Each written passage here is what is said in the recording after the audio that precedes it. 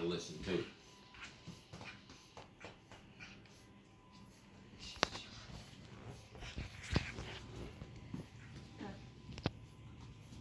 You see a news article flash across your screen reading, "Young child mauled by vicious pit bull."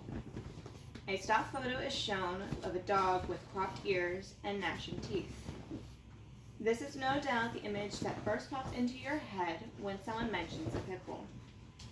A vicious animal with an instinct to kill. But are they really as terrible as the stigma says?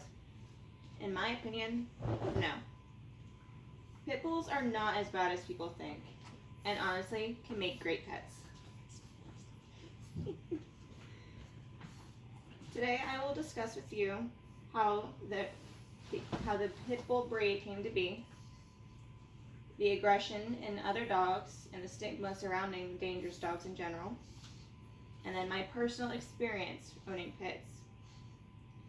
I've owned pits before, and I've experienced both sides of their behavior, and I still wouldn't trade them for the world. Pit bulls were originally bred as bait dogs in bull baiting rings in England. According to Dog's Bite, when bull baiting became illegal, ratting became the new pastime, and dogfighting followed at its heels when that too became outlawed. However, this is only one side of the coin. As dogfighting became illegal in the States, pit bulls gained a more domestic role, becoming livestock guardians, as well as being known as the nanny dog, taking care of children in the home. A robust, loyal, protective, and eager to please dog with a thick head and shoulders built to last, it's no wonder why these dogs were so popular. They were seen as all-American, no fuss, no frills, everyday dogs, says Brown and Dickey.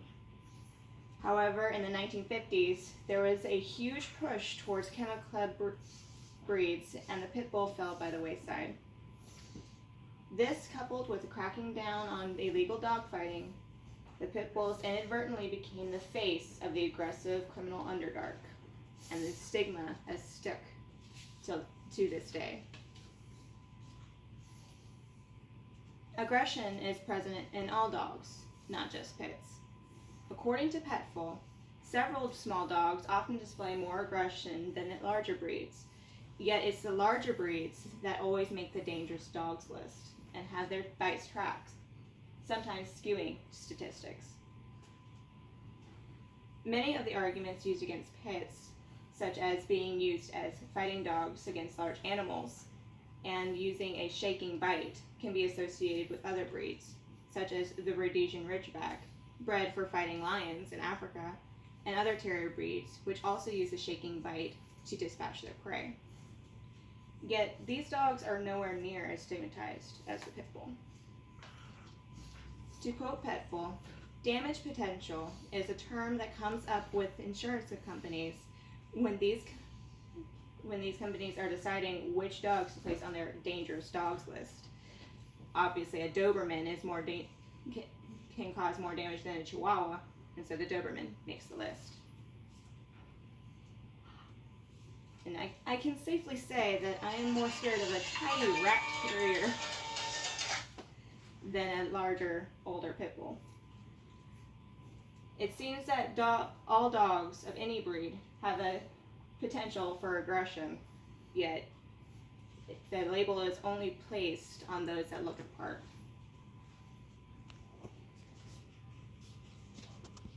I have owned pit bulls myself and know how different their behaviors can be. I have a few that I will discuss with you. Swenio was my first dog and still is my best boy. He is extremely friendly and tolerant with kids and even smaller animals.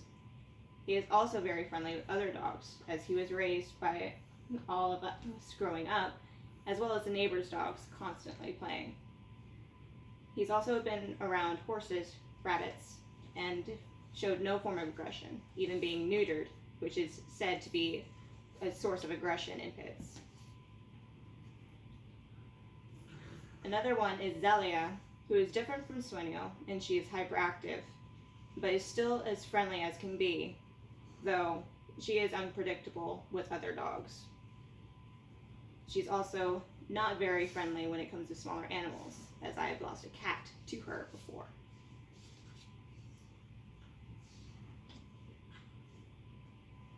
Zelia indeed can be unpredictable when it comes to dogs, as I introduced another pit, Hershey, to the family. The new one seemed friendly enough, but unfortunately her and Zelia did not get along and many fights broke out. And I have a scar on my ankle from when I got too careless in trying to break them up. Soon we had to get rid of her to hope that things would calm down.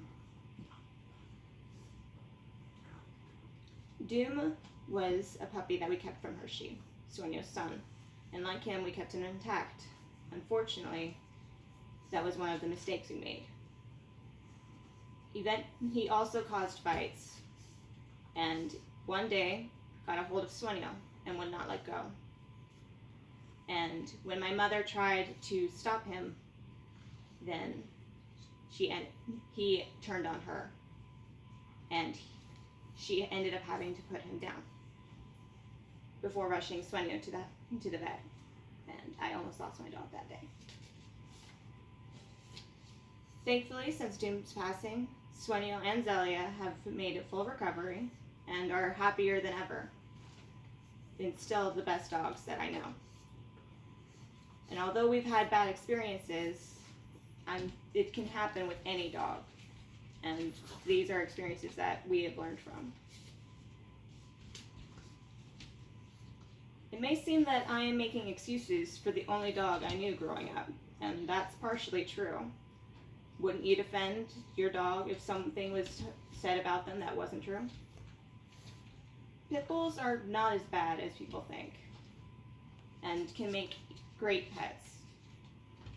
Today I taught you how the breed came to be, the aggression in other dogs and the stigma behind those dogs, and finally, my personal experience owning pits. When choosing a family dog, it is important to look at the personality of the individual and not just the breed the dog happens to be a part of.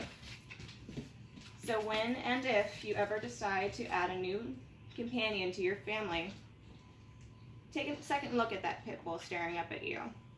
It may turn into the greatest friend you could ever ask for.